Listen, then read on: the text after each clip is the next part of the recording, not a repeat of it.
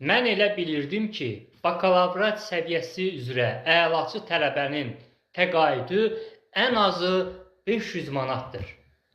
İndi baxıram ki, ay kişi, bakalavrat səviyyəsi üzrə 91-100 bal toplayan əlaçı tələbənin təqaüdü nə qədər olsa yaxşıdır?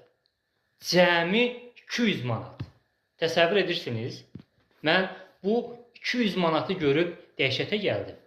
Tələbə bu 200 manatla nə edə bilər? Mənim kitablarım tələbələr üçün çox faydalıdır. Ona görə də onsuz da tələbələr mənim kitablarımı alırlar. Amma mən kitablarımı tələbələrə satanda güzəştli qiymətlə satıram. Ay hörmətli hökumətimiz, siz də məni kimi bu tələbələri nəzərə alın.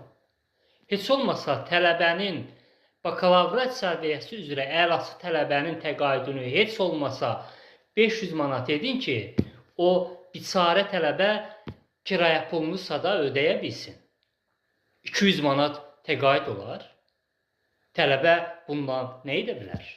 Kitab alsın, kirayə ödəsin, kommunal ödəsin, yol pulu ödəsin, dəhşət.